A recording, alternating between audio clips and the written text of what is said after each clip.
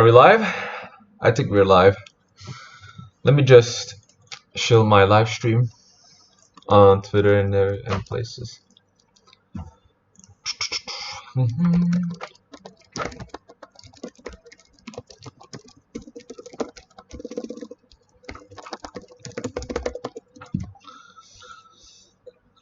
Oh yeah.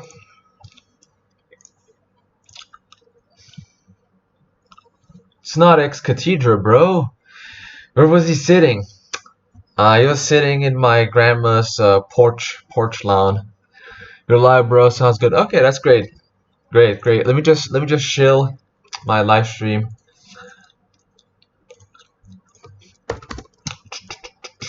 So we get more people.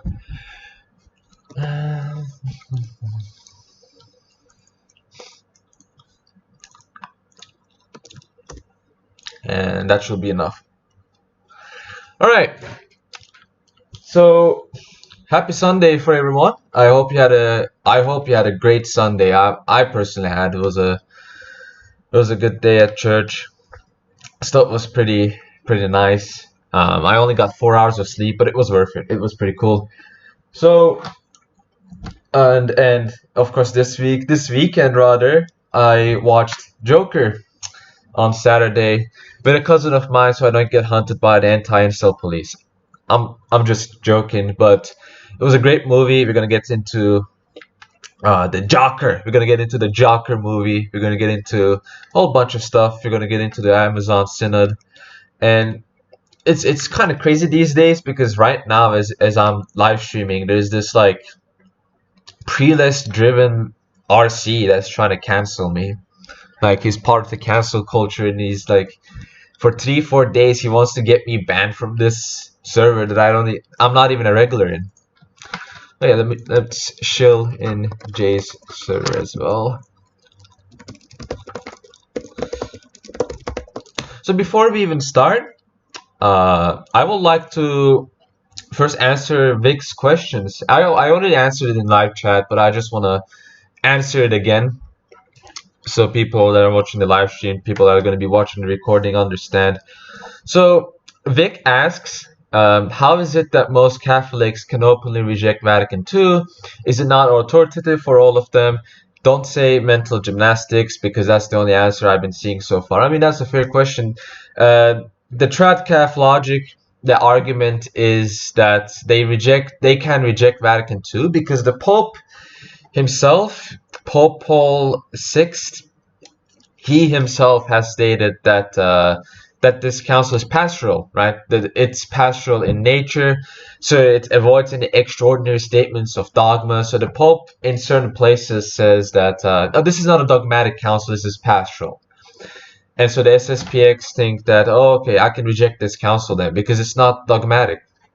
But all it just shows, and that's their defense, and in my view, all it just shows inconsistency, because in another place, Pope Paul VI says, I invoked magisterial authority for this council. So he talks about how there's a magisterial authority in this council, but at the same time he's saying that, oh, it's actually not dogmatic. So this is very prevalent in Roman Catholicism today, where they'll play both sides to reel in the trads, right? They will have this council that goes against Roman Catholic teaching, and then they will say, just to keep the trads in, oh, you don't actually have to accept it.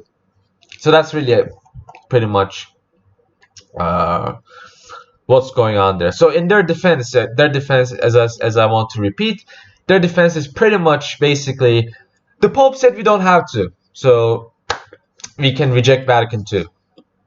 And even if that was the case, I think it's just a weird situation to have, where you have a council and some people don't have to accept it, but the rest of the church goes on as if that council is dogmatic. I mean, it's very strange. It's a very strange situation. So even the best case scenario for the SSPX, it's still a strange situation for them. So that's how I will answer that question. And we're gonna, as I said, we're gonna get into Roman Catholics later on. I want to quickly make my review on Joker, I mean, first of all, like straight off the bat, it's a great movie. I will recommend everyone to watch it.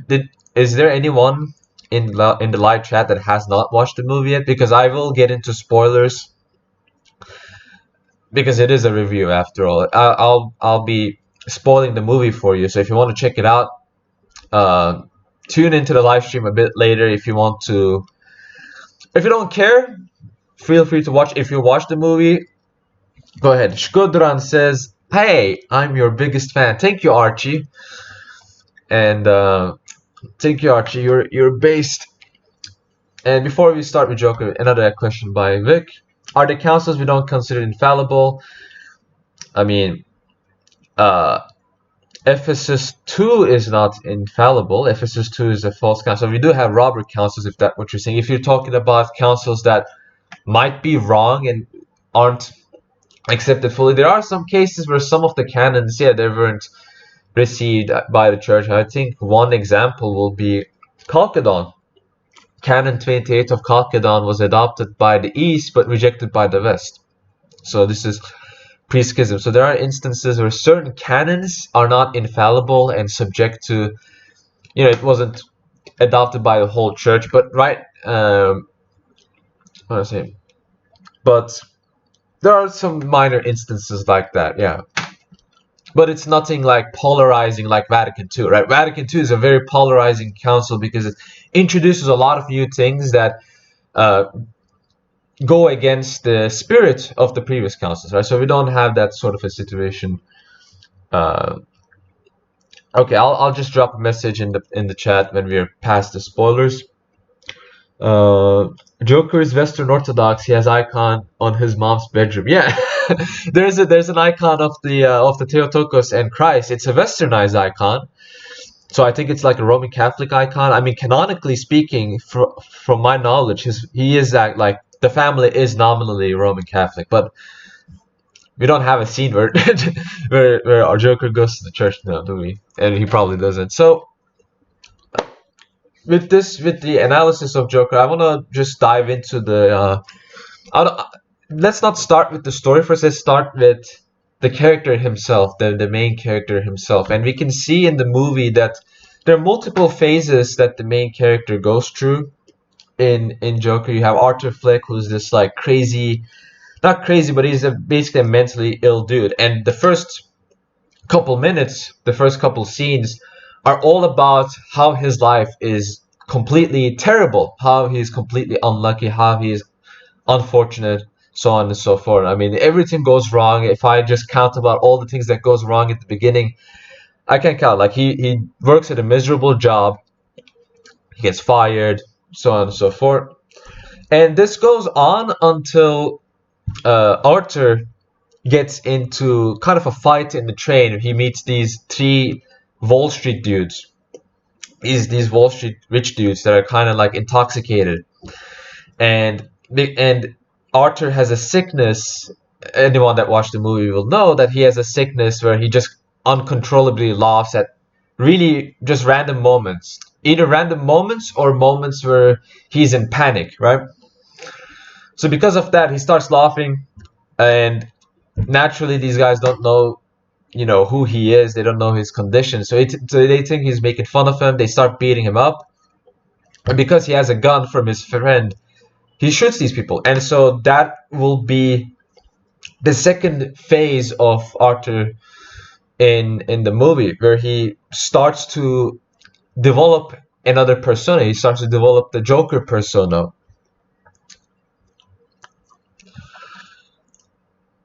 Hi, what's up, David? All's well, bro. So we see in this. So the reason why I'm talking about phases in the first place is, as I mentioned before, the character Arthur is going through a bunch of stages, and you're seeing a live character transformation. And after that, after he shoots those pesky people, he starts to change. He starts to be more confident. Dare I say, he starts to become a Chad. he becomes a lot more confident. It's a gradual process where he starts to become more confident, and because of his confidence, he starts to be a little bit more out there. He wants to make people laugh, right? We are talking about a character that's completely depressed, and so he just wants to make people laugh. He that's what he's basing his life on. So he wants to become a stand-up comedian. Newsflash, he sucks at it. He's terrible. He goes into a stand-up show. He does very, very, very bad. And so a team in this movie is pretty much that everything, things go up, things go great, he's doing good, and then shitty stuff happens, and then stuff goes well again, and then stuff goes bad once more. So it's an emotional roller coaster throughout the movie, and it's a very, very, very, very, how should I say it? It's a very good way to keep people in the movie, simply because emotional roller coasters make us feel constant. It's a constant emotional jump all the time, and because you have emotional jumps all the time, you want to keep watching, right? You don't want your emotions to, you don't want an emotional cliffhanger, so you just keep on watching, and it's expertly done, and it's a common movie trope, but Joker does it excellently.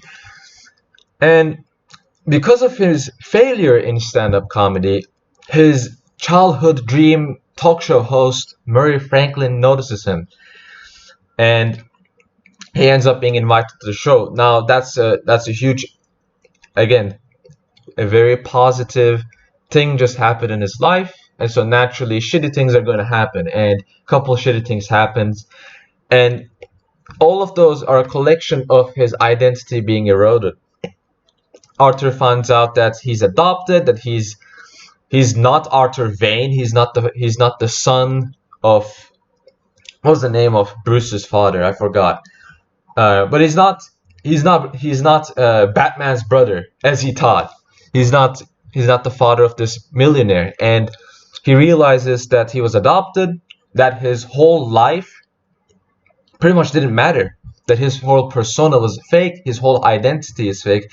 So throughout this movie, you see a development in the Joker persona, and when his in real life persona completely erodes,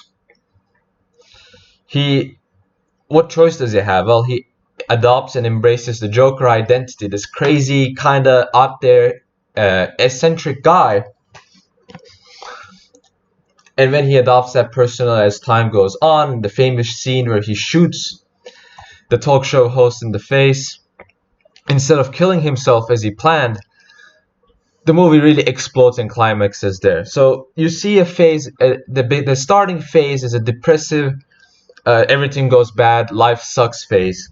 And then something in particular happens in your life where you start to get confidence, where you start to feel yourself a little bit more, where you start to say, wow, I just did that, and I feel way better than I usually feel. And then once you realize that your identity is completely fake, falsified, and your identity pretty much doesn't exist, which is very strange because in the real world this is pretty much happening in a different way, where your identity is less important, you're just a collection of matter, collection of form, whatever. And so you're embracing this created identity of what you want to be like. That's a response against the modern world.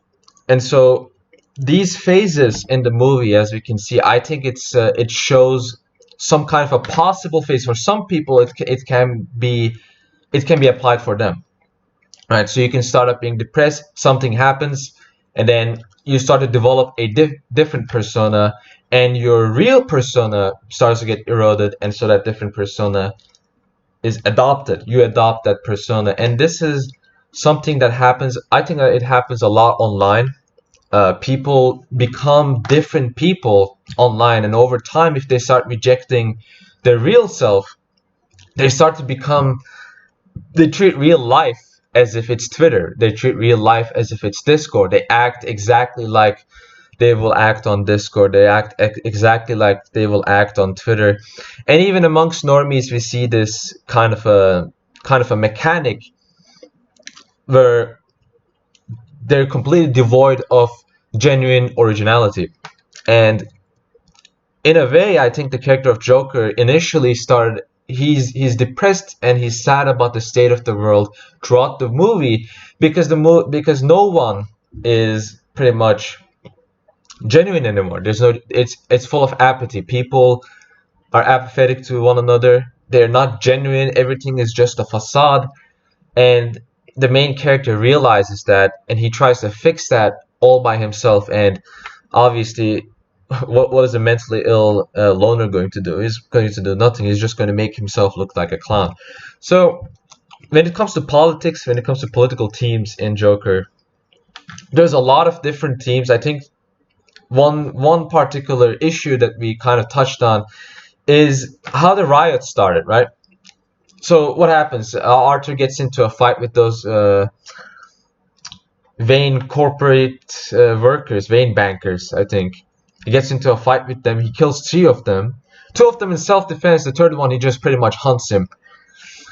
And after that whole ordeal happened, a mass revolt starts to go on. Now that's kind of weird.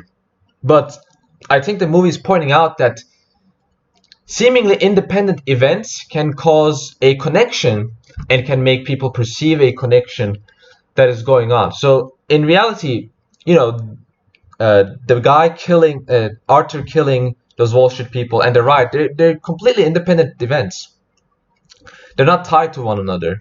But that and what was the name of Bruce Wayne's father? I forgot. Give me a second here, because I'm not going to call him Bruce Wayne's father throughout the whole stream.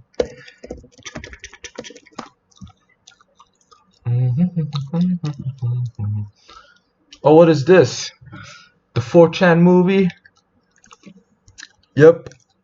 No, the 4chan movie is Cuck. Cuck the movie. They released Cuck the movie. I think it's out, but like no one cares about that movie, which is good. I mean, it sounds like a shitty movie. Thomas Wayne. Okay. So the whole riot happened because number one, Arthur killed those those Wayne bankers, and then Thomas Wayne commented on the whole incident and called poor people a bunch of clowns. And so he made it very obvious that he pretty much hates poor people. And the common public basically connected the dots. They said, wait, so this guy, this guy who's a clown, because a lot of people said, oh, a guy dressed as a clown did this. So people started to think, so this guy that did these murders was a clown, and then he's associating us poor people with that clown, and they completely adopted that and started to realize that the elite was pretty much against it. And even the director, the film producer, Todd Phillips was his name. I don't remember his name, but he himself said that one of the messages in the film was to show that the way elite treats those under can lead to similar situations, can lead to these situations. And so he's kind of saying that the elite needs to treat people better. The people need to be treated better. And I can sympathize with that. It's one of the themes in the movie. It's one of the it shows that a bunch of disconnected events can still end up being connected, even though originally they had nothing to do with each other. Another theme in the movie, if you watch King of Comedy, it's pretty much like King of Comedy. The movies, there's a lot of tropes in both movies that are very similar to each other. And one big thing in King of Comedy is that certain events happened, and you see certain events happening, but you're not really sure if those events happen in reality or if they happen in the imagination, in the fantasy world of that person. So we can see in Joker that several times, especially after Arthur can't get his medicines, he starts to get delusions. So one of the delusions is that he falls in love with this black single mother in a very typical fashion, by the way. He just sees this woman for the first time. She does this motion where she's shooting herself, and instantly the guy falls in love with her. So this is something that only guys can understand, I think. When women have no idea, like they don't get the scene, they don't get how it works. I think it's something only guys can understand. But that whole event of his romance with that black single mother, it's just a fantasy. It didn't happen. And so it raises the question, so what is a fantasy? So what happened in reality and what didn't happen? And in that regard, as I said, they're very this movie is very similar with King of Comedy. Another what's on my list? I mentioned that. I mentioned that.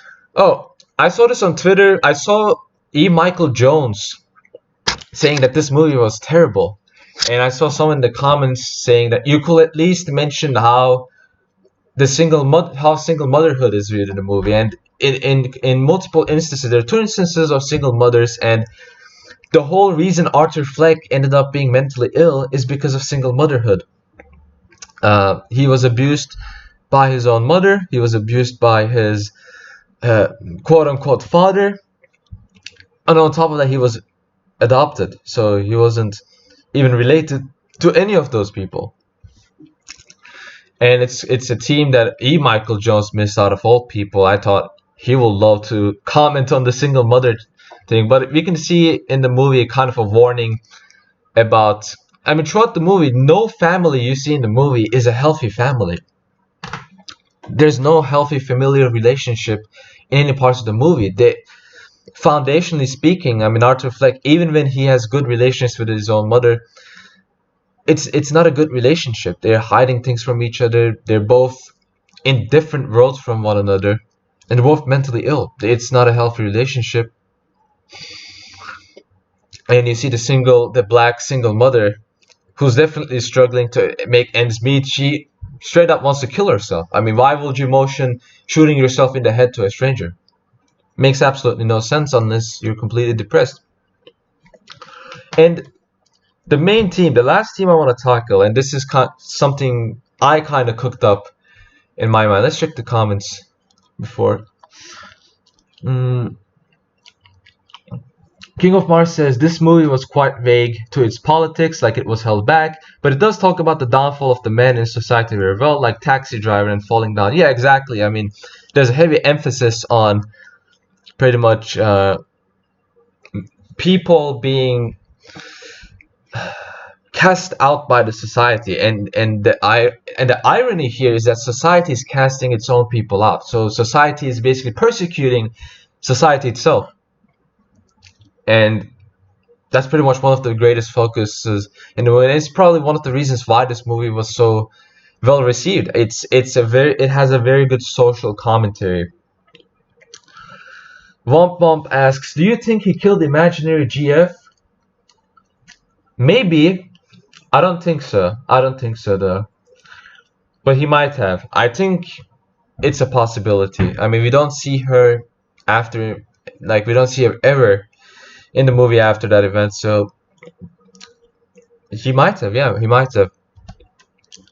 And that's like, I mean, that all that stuff happened while he was embracing the Joker identity. So,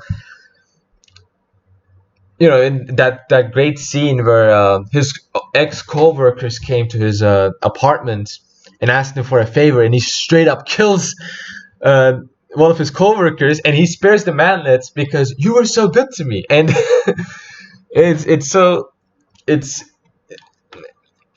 Joker straight up like tries to treat people well.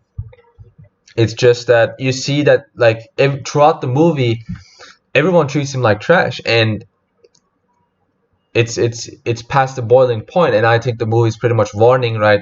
Basically saying, look, this is what happens when people get to their boiling point. We should not let that happen. I think it's kind of a warning in that regard. The movie is warning people to not reach that boiling point.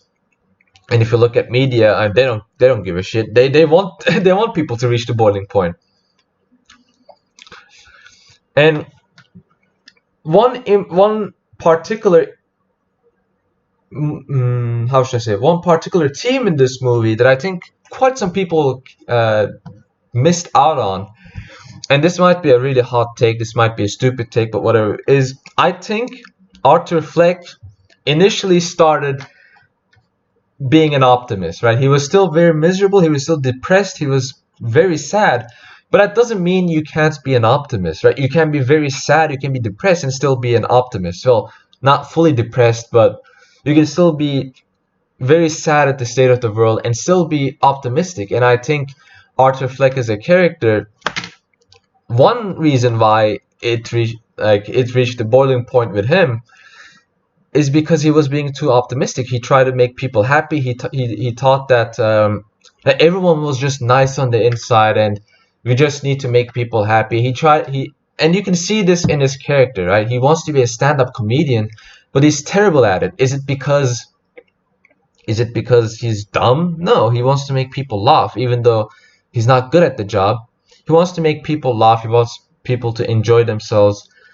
He wants to make the world a happier place. It's all about making people happy. But he realizes at one point, no one shares this vision with him. And those that do share that vision, they have a different interpretation. And once he implicitly realizes that as well, and he completely takes the opposite route and says, look, I try my best, but fuck this. Let's just go. And he straight up accepted the fact, well, not accepted, but he straight up said that my life has no meaning. There's no meaning in my life. And his plan basically, essentially, was to kill himself on live television. And he said, maybe this will bring meaning to my life. So he's still, even when he is black-pilled, so to say, he's still trying to find meaning in his life. And at the end of the movie, when he changes his plan from shooting himself to shooting De Niro, he finds that meaning. He gets the meaning, and he becomes this almost messianic figure. I mean, it's kind of weird. He gets into this car crash in a police car, and his followers pretty much resurrect him in a way. They put him on the hood of the car, they resurrect him, and he rises up again and becomes this messianic, chaotic figure. Almost like an antichrist, I will say. So he becomes this antichrist figure, and he still ends up being in an asylum. And I think, as I mentioned before, I think one risk that people have is that if you become too optimistic, you start to delude yourself, right? You start to become delusional, you start to create dreams, happy dreams in your mind. And the answer, the normie answer is just be optimistic, just be happy about life, create your own meaning. All empty words. And what's the opposite view? Well, life has no meaning, so just go crazy. Both are wrong answers. I mean, in reality, this world is very black-pilled, so to say. But our optimism or hope comes from God. In God do we have our hope and optimism. That is our source of hope. Any other source is delusional. And I will say this movie kind of highlights that. Arthur Fleck tried to find meaning in this life, in this earth, without going for God, basically. And I mean, this is basically a character. It's a movie. He's a mentally ill person, so we're not going to take that too far. But the point I'm making here is that I think it illustrates the vanity of this world, and as the scripture says, that the wisdom of this world is foolishness. The only meaning, the only logos you will find is Christ. And if you reject that, over time you become mad. You either become mad, you either become a crazy nihilist, or you become a delusional, optimistic, retard normie. Or worse, you go from that to a completely insane maniac. Let's see what people are saying. Joker, optimistic nihilism. Kind of, maybe. The scene where the little person tried to open the door. That was amazing. Yeah, I mean, it's kind of crazy because the moment he tried to open the door, I realized, oh, he planned this. He planned this. He tried to do a funny moment. He tried to scare his manlet friend. King of Mars says, "What's up with black women in this movie?" Yeah, there's a lot of black women in this movie. I mean, it depicts, isn't Gotham like a fictional New York? Sounds a lot like New York to me. Bunch of black ladies, bunch of Nubian girlfriends. Gamers Rise Up is actually about theosis and our own resurrections in Christ. Think about it. Yeah, we become gamers not by nature but by grace. So all those jokes aside, that will pretty much complete the analysis. So the review, is this movie, how good is this movie? How great is this movie? What's good about this movie? What's bad about this movie? So let's just start from the bad. It's two things really. One of those things is that it's too similar to other movies. It's too similar to movies like Taxi Driver and King of Comedy. It's straight up like King of Comedy in a lot of crucial points. I mean, it does do its own thing. So it's not that big of a con. It's not that big of a negative. Ideally, it should be completely original, right? So we're aiming for the complete ideal here. Ideally, it should have been completely original, and it's not. I mean, that's fine. It's not that big of a deal, but it's still a negative, right? We gotta be honest here. And I think there's way too many awkward dance scenes. This is kind of a weird con, but I mean, I get the lonely dance scenes to kind of show that the main character is eccentric, but I think this movie kind of did it, like it overdid it. I didn't see any purpose. Maybe there's a purpose in him dancing all alone. I think there's a purpose in him dancing all alone, um, in the bathroom after killing those Wall Street guys. I call them Wall Street guys, but they're Wall Street guys. Fuck them. Um, and the dance he did after he completely became Joker, right? And you see the contrast there, but I think there was way too many like awkward dance scenes, and I think in some cases the movie tried to be too awkward for the sake of being awkward, and there's no point in doing that. But those are the only things that I found bad. The great things about this movie, I mean, the main character is probably Joaquin Phoenix is probably, his performance was one of the best performances I've ever seen a actor playing a main character do. I mean, I don't think anyone else could have done the acting as good as he did. I don't think anyone could have done better than he did. And he has this kind of crazy alienish look, so he's perfect. The movie is very atmospheric. It's throughout the entire movie. There's a lot of tension, constant tension in the movie, and the tension perfectly breaks at the end. And the atmosphere complements the end of the movie, and so it's what makes the ending great. If that tension didn't exist throughout the movie, the ending would have been shit. The ending wouldn't have made that much sense, but because there's a lot of tension between the main character and the real world and his fantasy world, and a lot of tension with his feelings towards other people, it created this beautiful sequence of events. I'm getting pinged. Oh, and one really crucial thing this movie did that most other movies don't do is that it is bold. It has a new take, a new direction in storytelling. I mean, how many movies do you know that's like Joker? A couple, right? But nothing of this caliber tackles social commentary the way Joker does, and it's especially relevant today. It's a direct social commentary of the age of today. And most social commentaries, I mean, it's usually just SGW bullshit. It's just, I don't know, really basic bitch media talking points that a 5-year-old could come up with. But with this, it goes deeper. It goes more meta. It dives into the emotions, the feelings of the average depressed person, and it makes a lot of people feel uncomfortable. And if it makes people feel uncomfortable, hey, that means it did a good job. The ending is ambiguous, but it's not ambiguous enough where it's like, oh, this is bullshit. So in a way, you can argue that none of the events actually happened, and he was just a guy who adopted the events that happened into his own fantasy where he was the center of attention. But at the same time, you can argue that a lot of the events happen in reality. So there's a lot of, you can make speculations about what really happened. And there are proper clues you find in the movie that make sense, that covers the story more in detail. So this allows the movie to be replayed. You can just watch it again, and find out new things and learn new things. And it's as if you're watching an entire new movie again, just trying to piece out what's going on, just trying to piece out what you missed out the first time or the second time you watched the movie.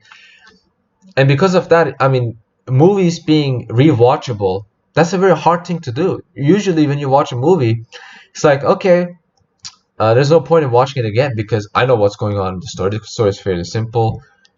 I know exactly what's happening, so what's the point in watching it again? It's a waste of time. But with Joker, there's value in watching the movie again, so you can understand these little small details that you might have missed out on your first watch.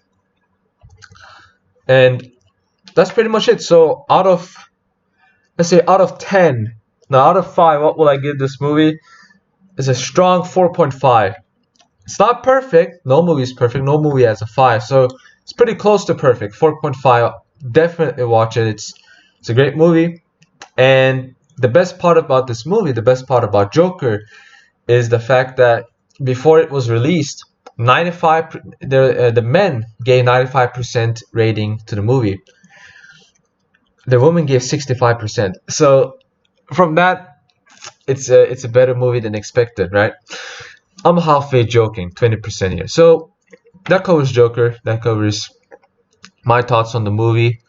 So let's get down to the other clowns, the clowns in the Vatican, right? We dealt with the Hollywood clowns. Let's deal with the clowns of the Vatican. And for a very long time, we have seen the bells ringing for the Amazon Synod, and what's gonna go down. And oh boy, it's insane. It's absolutely crazy that this is even happening right now. And it just makes it even weirder to see Roman Catholics in communion with the Pope arguing about theology. I mean, it's so ironic when I see Roman Catholics on Twitter still trying to argue about, oh, essence energies is heresy, or XYZ, or Council of Florence. Or like, dude, the Amazon Synod is going on right now, and you're talking about this? Like, this is what's important to you? And by the way, according to Roman Catholicism, we're just as much of an irregular to the church as the SSPX are. So and our sacraments are considered as legitimate. Now, some trad calves say, okay, it's legitimate, but it's for your own condemnation, right? You're drinking your own condemnation. We're in the same situation as SSPX, though, according to Rome. So by that logic, you're also drinking condemnation to yourself.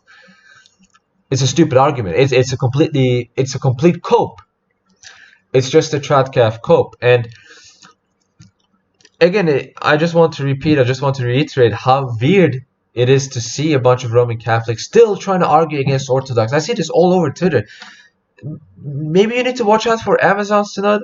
I mean, it's a crazy, crazy, crazy stuff that's going on. The stuff that I'm seeing, the threads, the articles I'm reading regarding this synod. There's no way this could have happened.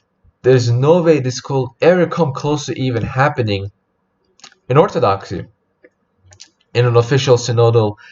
I mean, Roman Catholics. I know Roman Catholics will see this and say, "Well, Council of Cyprus, bro, you had a council that allowed abortion." Yeah, no one accepted that council. So why should I even care about that council? It's just some bishops making a false council. It's a robber council. And there's certain articles. Oh yeah, let me just notify Vic. I forgot to tell him that we're done with Joker.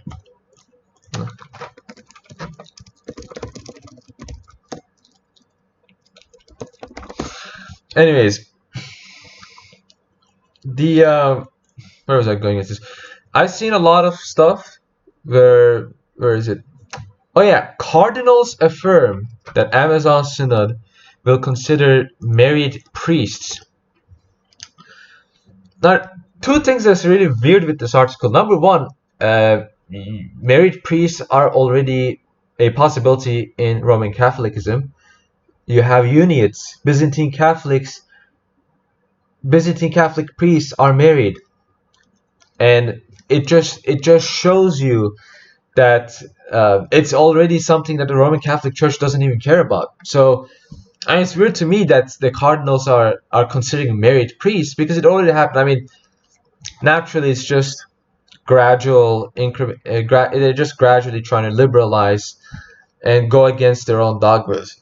I mean, Denzinger straight up says that it's dogma. I mean, it's in Denzinger that clergy has to be celibate, including the priests. And speaking of Denzinger, I know this guy who's Orthodox now. He used to be in a Catholic seminary, and he told me, like, when I talked about Denzinger, he said, I never heard of Denzinger when I was in seminary, which is very strange because this is that book is literally the sources of Roman Catholic dogma. So you go to a seminary, you don't even talk about the main work, the approved papal work that outlines papal dogmas. But no, look, we gotta argue essence energy's distinction, guys, right? Is this live? Of course it is live. Of course it's live. I thought the Vatican was a tragedy, but now I know. But now I see it's a comedy. When I heard the term Amazon Synod, I thought Jeff Bezos was involved. Speaking of Jeff Bezos, I believe, yeah, Francis invited pro-abortionist UN leaders in Amazon Synod. So you might as well say that's pretty much correct. But what I want to focus on the Amazon Synod. Now we can flex about how the Amazon Synod is bad and all that stuff. But the main topic I want to talk about is that Amazon Synod is just a cultivation of what has been going on for centuries. And I'll get to that. Just give me a second. I need water. My throat's incredibly dry. I mean, there you go. I've been talking for like 40 minutes without a script. It's pretty hard, guys. Gotta be honest with you. It's pretty hard to talk without a script. Can't even open this bottle. Oh boy. There you go.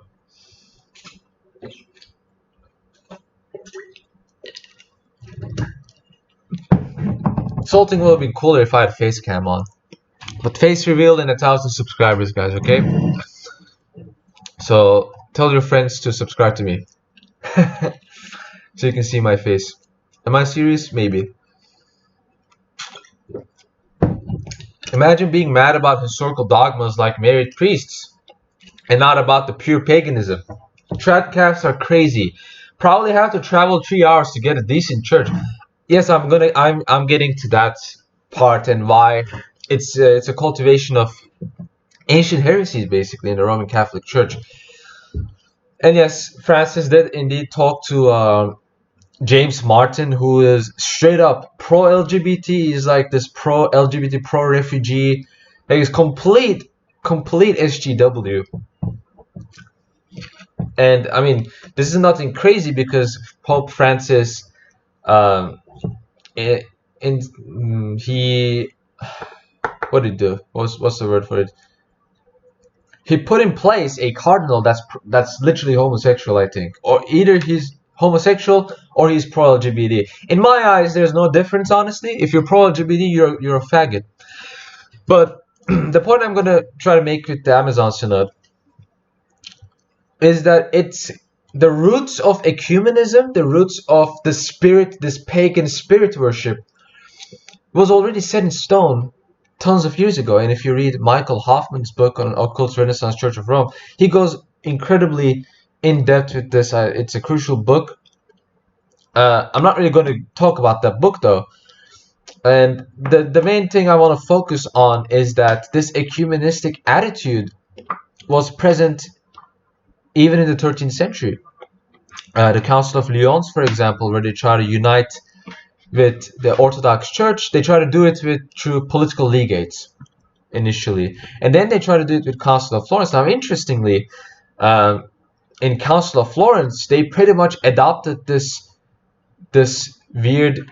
I mean, they pretty much still defended the filioque, but at the same time, they pretty much defended this ecumenistic, like both sides have their points view on the filioque, and saying that, well, the Eastern Orthodox aren't actually right, they aren't actually wrong, sorry.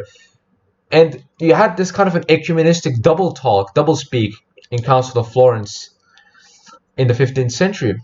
And then in the 16th century, you had papal politics, where they tried to get uniates into the church. They signed a agreement with the uniates, and they pretty much tricked them. They lied to them. They said, oh, you're just going to change jurisdiction. You're not actually, like, you're still going to be Orthodox. You're not going to change jurisdiction. Turns out they ended up becoming Roman Catholic. And for a long time, when the agreement was signed, they straight up said, well, you know, we can agree to disagree on several dogmatic issues. That's like clerical celibacy. They agreed to disagree on clerical celibacy, even though it's dogma, right? Even though it's dogma. I believe they agreed to disagree on, not on the filioque, but on purgatory. I think, yeah, they agreed to disagree on purgatory. So they compromise on different doctrines. And so you already see the footsteps of compromisation, that's not a word, of doctrine being compromised in order to convert people to Roman Catholicism. And this started back in the 16th century. And especially now today, if you take a look at the Eastern Catholics, I mean, people are talking about the Amazon Synod. I will look at the Eastern Catholics. That's the biggest sign of ecumenism. You have a bunch of different churches, and I've already tackled this in my video about how Eastern Catholicism refutes Rome. You can check it out. It's 30 minutes. It's pretty short compared to other videos that you can find on the topic. And you have so many different communions, and they have so many different theologies. I mean, even Eastern Catholics themselves, they have different theological views, and in certain views they contradict each other. And the Eastern Catholics then contradict the Roman Catholic Church, the Latin Church. And ultimately, the argument I'm trying to make here and show how the spirit of Amazon was prevalent in the Roman Catholic Church from the beginning was that if you're willing to compromise on doctrine with different sects, in your view, different sects, then what's stopping you from compromising on doctrines in regards to heathens, in regards to straight up unbelievers? It's a slippery slope. If one of them is acceptable, the other is easily acceptable, right? Obviously. Because you're looking at things from, oh, well, we share the same things, but we have some differences here. And you're looking at a Muslim, the Roman Catholic looks at the Muslim like John Paul II, who literally asked St. John the Baptist to pray for Islam, where he pretty much says, well, these guys are monotheists, so we pretty much worship the same guy. Hey, God, hey, guys. And this is literally in Vatican II as well. And you see Roman Catholics, even the trad Roman Catholics, defending this view. They're defending, they think that Muslims worship the same God as we do. No, they don't. You're a retard if you think so. You're a straight up retard. I mean, I can argue, I can use scripture, but I use scripture against many of these people, and they straight up just ignored scripture. And as I said, in my view, if you ignore, if you genuinely think that the Satanist God or the Islamic God or the Jewish God is the same God as the Holy Trinity, you're worshipping demons. This is not my opinion. This is the opinion of Saint Vasil. He himself says this. Anyone that worships anything other than the Holy Trinity is worshipping demons. So the Muslims are worshipping a demon. They're not worshipping God. All right. But the Vatican II view of Roman Catholicism that the Tricasts love defending. Oh no, we pray to the same God. And so the understanding that I'm trying to show you here is that from a very, very, very long time ago, this ecumenism has already institutionally begun. It has already it already started a long time ago, as far back as the 13th century.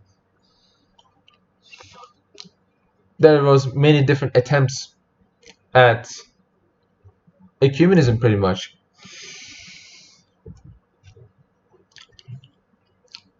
And we can see with the Amazon Synod, and we can see with the Eastern Catholics today, this is going into a bigger region. I mean, straight up, like I made this point in my video on Eastern Catholics, but I want to mention it again. Straight up, you are in communion, the Chaldean Catholic Church, or the Syro-Malabar Church, which, by the way, the Syro-Malabar Church has a lot of Hindu influence as well. But no, we are the Hindus, guys, right? We are the ones that are Hindu.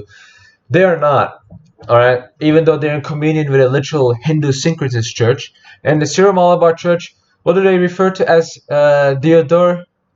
What do they refer to Theodore of Mopsueste? What do they refer to Nestorius? They refer to them as Greek fathers of the church. And as I mentioned before, Rome might have a tradition of thinking that heretics can be church fathers. And I'm not kidding. They will say Origen is a church father. They will say Tertullian is a church father. No, they're not. They're heretics. Maybe they had a lot of insight back when they were Orthodox. It doesn't matter. They're not church fathers. Church father is synonymous with being a saint. You can't be someone that's not a saint and be a church father. In the East, this is the understanding in the East, not only in the Eastern Orthodox Church, but also in the Oriental Orthodox Church, also in the Eastern Catholic churches. And so, according to the Roman Catholic Church, Nestorianism was bad in the 5th century, but now it's okay. Now it's fine. They can have their own rites. They can commemorate Nestorius. They don't need to commemorate him by name. They literally refer to him as a Greek father. Roman Catholics themselves admit that they refer to him as a Greek father. And so the point that I want to hammer home is that if you're crying about the Amazon Synod as a Roman Catholic, this happened way before in the form of Uniatism.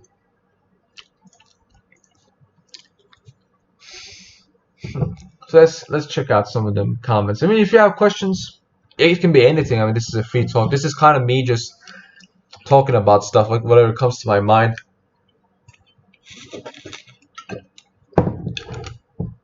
So you can ask questions if you want to. Glendulu says, imagine being... Oh, I already read this. Oh, what's your favorite Turkish food, bro? That's a good question. Dürüm döner. That's probably my favorite Turkish food. What else? What else is there? I think that's, yeah, dürüm döner. It's pretty tasty. Relativistic Catholicism. Yeah, it is a relativistic Catholicism. But John Paul II brought back TLM. He's traditional, guys. Him kissing the Quran is fine. By the way, yeah, have fun driving for 5 hours to find your TLM mass, whereas you can find an Orthodox church that is much more traditional than the traditional Latin mass. The Tridentine mass, much more traditional, and it's like 30 minutes away from you. So why spend your time hunting for a TLM church? And that's also another thing. I mean, I'm not mad at the Roman Catholics themselves. I'm generally just sad because it hurts their own soul. It's bad for their own soul. For me, you know, I could just say, oh, I don't care. Doesn't matter to me. I don't care. But the reality is, it's bad for them. It's not good for them. It's bad for them. And we're ultimately trying to look out for the Roman Catholics and show them that the Roman Catholic Church was always a false project, and that the true apostolic church is orthodoxy. And you can easily find an Orthodox church near you if there's a Roman Catholic church. Usually that is. So as I said, I know this Roman Catholic dude who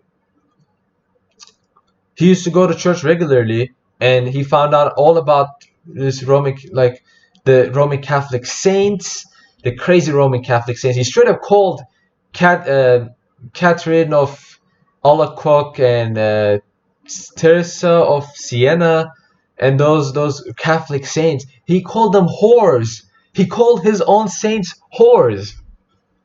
That's how mad he was about this. And now he doesn't go to church anymore because he realized that the Roman Catholic Church is not the church that he thought it will be, that it was. And ultimately, it is, as I said, it hurts his own soul.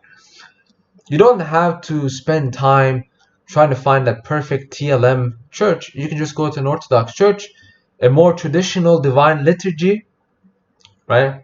More traditional doctrine. What's there to lose? And the irony is that TLM is supposed to be this traditional mass. It's a 16th century mass, man. The Anglican mass is more traditional than your mass. So, and I mean, just thinking of things like Mach tradition, Mach aesthetics. I mean, it's not that strong of an argument. But even then, even in that regard, the argument fails, in my view. What was the Amazon Synod about? Just a bunch of crazy shit in general. To shorten it, what it really is, it's an attempt at integrating Native American pagan rituals into Roman Catholicism. So it's basically Uniates, but Native Americans, right? It's an attempt at integration.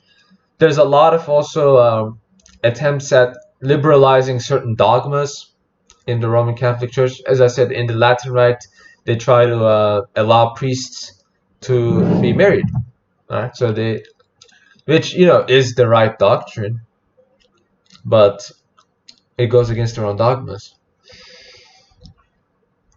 Womp Womp asks, thoughts on the canonical Old Believers? They seem pretty. I mean, I'd prefer it. This is coming from someone who thinks that Nikon's reforms, liturgical reforms, make sense. I think that his reforms made sense, and I think his reforms were ultimately right.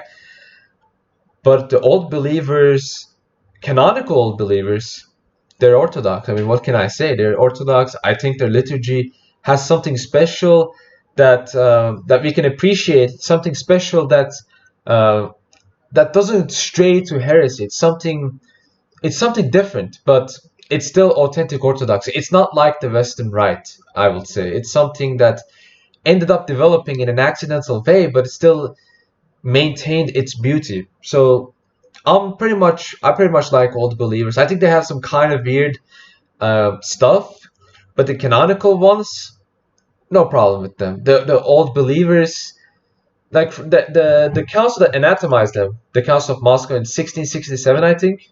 I might be wrong. Either 1667, 1687, one of those years. It was anathemized. Old Rite was anathemized, but that council was not adopted by the church. Many things from that church ended up not being adopted, so that council ended up being a false council. But when it anathemized the Old Rite, I mean, I won't anathemize the Old Rite. I mean, I kind of understand what he's trying to do. He's trying to force the new liturgy, but it was very poorly done and it caused a schism. So the reforms were good, but Patriarch Nikon, bad administration. I think it's ancestor worship. They don't understand the West was Orthodox for the 1,000 years. Yeah, they don't understand. They don't care. I don't think they care. I straight up think they don't care. I think a lot of them don't. I think genuine Roman Catholics do care, but a lot of Roman Catholics just don't care. It's ancestor worship. You see, like when you're arguing with, I saw this Orthodox German guy on Twitter, and he was arguing with Mark Nanneman, who's a psychopath that I blocked. But apparently Mark Nandeman, he made the argument, he made the ancestor argument. He said, look, you're German, so you need to come back to the Roman Catholic, the German faith. And Orthodox German naturally said, dude, that's ancestor worship. That's I'm not a pagan. I'm not gonna do that. And a lot of I think the main issue here is that a lot of people became Roman Catholic because when they look at Roman Catholic history, I mean, Western Europe in its foundation is Roman Catholic, very much, especially like as time moves on. It's very much the Roman Catholicism is ingrained, and so a lot of these people usually have a very fond view of Western Europe, and because they're interconnected with one another, they just refuse to give up on that idol. And so you can argue anything, you can show them any clown masses, they'll just go back reading books from 800 years ago, books that the Roman Catholic Church doesn't care about anymore, by the way, because if, as I said, if it cared about the works of Thomas Aquinas, if it cared about any theological works that these people put forth, then they won't try to be in communion with a bunch of heretics. There's no point in arguing for the truth if you're just going to let them take the Eucharist anyway. So no point. That's why, like, from now on, if a Roman, especially a trad cap, if he is going to argue with me, the first thing I'm going to say, the first thing I'm going to ask, does your church care about the things you talk about? My church cares. We still care about essence energies distinction, for example. We still care about the Christology. We still care about all of these things as a church. We still care about triadology. We still care about our view of the universe. Because we have many seminaries, many active seminaries. Whereas ever since the Second World War, according to Father Josiah Trenholm, I think he said that the vocations for the Roman Catholic Church has dropped by 95% after World War II. 95%. A 95% drop. So the church doesn't really care about any of this theological stuff you're doing. They don't care. What are you going to do about it? All you need to do is just submit to the Pope. So at least argue papacy then. At least just argue papacy, because that's the main thing that you will end up going back to. Every time you argue with a Roman Catholic and you prove that their theology is wrong, what will they say? They'll say, but my papacy, I got my papacy, I got my superstitious belief in the papacy. You don't have the papacy, so you're a heretic. Doesn't matter if your theology is right. I got the papacy, so I'm right. Ivan, bye bye. Every single argument, if you beat them on theology, it devolves into that. So why don't we just cut straight to the chase then? And once you get into papal apologetics, it's so easy to prove that the way of the church was not Vatican I. It's so easy to prove. And all you need to do is just look at the ecumenical councils. So easy to prove. I've never attended the Western Rite liturgy. What's the problem with them? Oh boy. I might get a lot of hate for this, but mostly on Twitter though. But honesty is the best policy. The Western Rite, especially, oh yeah, Womp Womp describes it. Yeah, the Western Rite, I have a lot of fundamental problems with it, and one of them is that the Antiochian Western Rite commits a lot of liturgical abuse with the adoption of Sacred Heart and Eucharistic adoration and a bunch of these Roman Catholic Western doctrines. And ultimately, my problem with the Western Rite is that, look, if you're trying to make a rite that's appealing to Western people, I feel you, bro. Okay, I feel you. I mean, I know St. John Maximovich supported the Western Rite, and I know there are certain bishops that support the Western Rite, even in Rokor, even though they started cracking down on Western Rite for a while. But the issues I have is as I mentioned in my last stream, it's a reconstruction. It's a reconstructive rite, and I think that's the that's the issue. It's you're trying to reconstruct something that you missed out on, and I am of the opinion that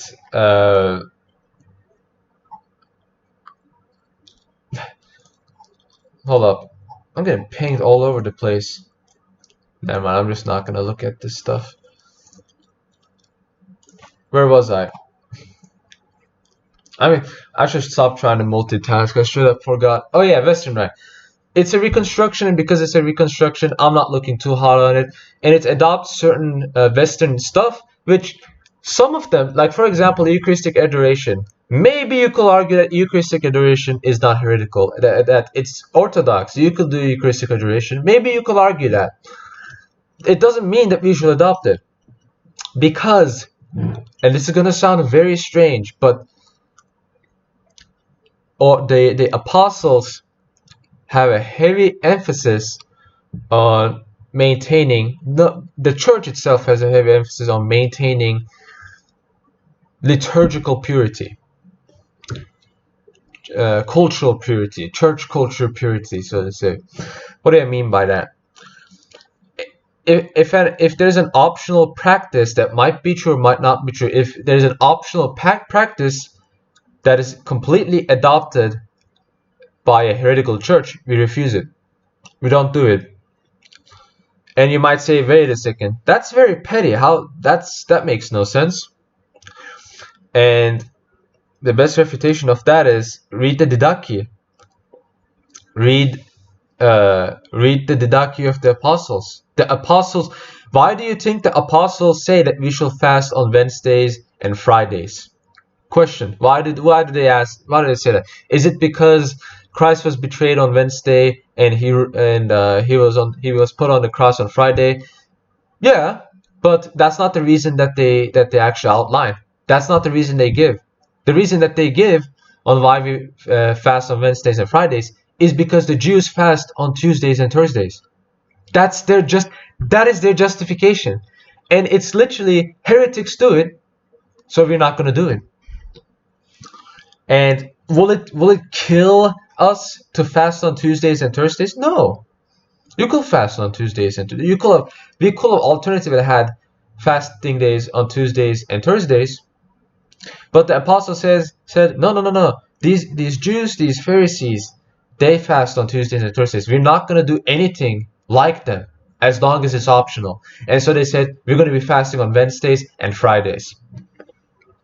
That was, as you can read the Didache and check out for yourself. That's their justification, and this is a foundational view in the Orthodox Church that I think a lot of people miss out on. So, even if, as I said, even if Eucharistic adoration, even if Sacred Heart is acceptable, which it's Nestorian, it's not acceptable, but even if certain Roman Catholic practices are acceptable, who cares? Unless the Roman Catholic Church drops those practices, we're not going to adopt them. If the Roman Catholic Church drops those practices, or underemphasizes them, basically gets rid of them on the down low, then we can talk about adopting them, because the heretics are not doing those practices anymore. Again, at one point in time, the Orthodox Church anathemized cheese fare. We have cheese fare now, but we used to not have cheese fare. What was the reason? Was it because of a theological reason? No. What was the reason? Because the Oriental Orthodox had cheese fare, and they said we're not gonna have cheese fare because the Oriental Orthodox have it.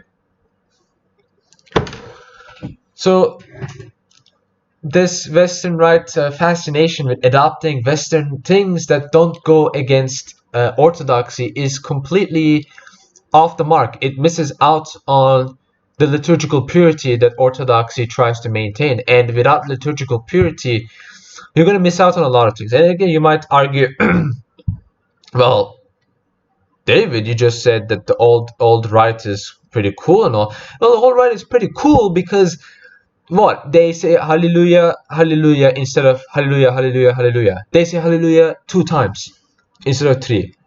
Oh, we're dead. Like, you can't compare these things. Okay, you can't compare these things. The differences are not even that huge.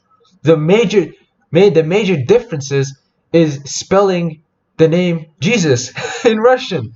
That's one of the major differences. I mean, it's a different thing, but it's not a radically different thing, and it's not as if they're deliberately adopting the practices of heretics, whereas the Western Rite is in a way doing that nowadays, and that's very unfortunate. And again, does that mean I think the Western Rite Orthodox are heretics? No, I don't think they're heretics. Western Rite Orthodox, their communion, it's valid. They have grace. They obviously have grace. I just think that it's a project that failed, and we kind of need to realize that it failed. And are we going to, collect the pieces and try to Easternize the Western Rite? I mean, that could be an option. Or are we just going to say, well, we're going to stick with St. John Chrysostom, thank you very much. Okay? And what's bad about the liturgy of St. John Chrysostom? I'll tell you, nothing. Nothing's bad about this liturgy. It's one of the best liturgies. Thoughts on ROCOR Western Rite churches? Is it a good way to bring in RCs? I personally approve, but I saw some people counter-signal them. As I mentioned before, I mean, I like the plan. I like what they're trying to do. I think their intentions are good, but the execution especially in the Antiochian churches, have failed miserably. In ROCOR, they're trying to balance it out. They're trying to do a good job. They're trying their best. We're going to see if it works out. I think it's not going to work out, but if it does work out, hey, I'd be happy. Because if it means more Roman Catholics become Orthodox, that's a win. But we also want to make sure that those Roman Catholics don't end up becoming Roman Catholics in Orthodox clothing. And that's one of the things that I'm afraid of in regards to Western Rite churches, is that, yeah, you became Orthodox, you still do the rosary though, you still do the Sacred Heart, you still do Eucharistic adoration. So how are you any different from a Roman Catholic again? We don't want that to happen. We don't want people to adopt practices that heretics do. Again, the outlining principle, I will say, is pretty much any optional practice that is regularly done by heretics should not be done. It should be avoided.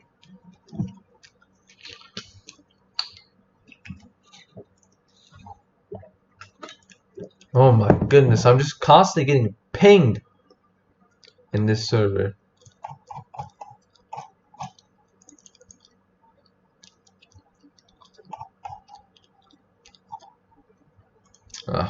Whatever. Oh my goodness. Alright. Let's get back on track. Let's check the chat. Sacred Heart shouldn't be in the VR. It's in Antioch, yeah. I don't mind VR, but it needs to chill on the post. Exactly, it needs to chill on the post-schism stuff. How many Western Rite churches are there anyways? I know St. Patrick Orthodox Church in Virginia is big, but not much else. I don't really know. I haven't seen any Western Rite churches in my time in the US. So yeah, my concerns are not just like Eastern liturgical supremacy. It's a lot more than that. I mean, I'm a Eastern liturgical supremacist, I'll be honest. I think the liturgy of St. John Chrysostom is beautiful. I don't think there's any reason to reject it or want a separate rite. But if people want to have something else, I can't fault them for it if they want to feel closer to home.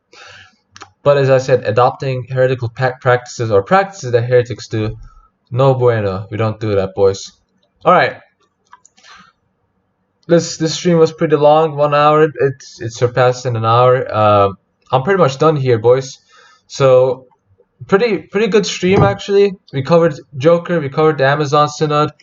In the next few videos, we're going to be covering the Council of Florence. So watch out for that. We're going to be covering Council of Florence, and yeah, it's such a tiring argument. I taught my argument on church epistemology, which is a great video, and it still refutes the Council of Florence argument. I thought that will just, be the be-all end-all argument for it. But I've seen a lot of crazy people on Twitter, like this particular person. I don't know. He pretended to be this like guy interested in orthodoxy, and then like he tried to sneakily divert the argument into Council of Florence, and I straight up called him out for it, and he said, "Oh no, I'm not actually going to, I'm not actually steering it to Council of Florence. You misunderstood me." Next tweet, so what about the Council of Florence? I mean, these are the people I have to deal with, and these are the people that make these Council of Florence arguments. So what can I do? What can I do is I can just make a video about it, and I can show how Council of Florence actually proves orthodoxy. You heard it right. The Council of Florence proves orthodoxy in many different ways. So we're gonna check out for that video. It's probably gonna be a pretty huge one. I think the Roman Catholics are gonna go wild, especially they want to cope with the Amazon Synod. But I think it's a much needed thing. Other than that, we're just gonna roll on for. We're just gonna keep on moving with the good stuff. Trying to get 1,000 subscribers so you can see my beautiful face, and that's it. So thanks you. I can't speak today. As I said, without a script, it's pretty hard to talk all by yourself for more than an hour. It's very difficult, especially if English is not your first language. But anyways, thanks for tuning into the stream. I'll see you guys in the next video. God bless all of you. Goodbye.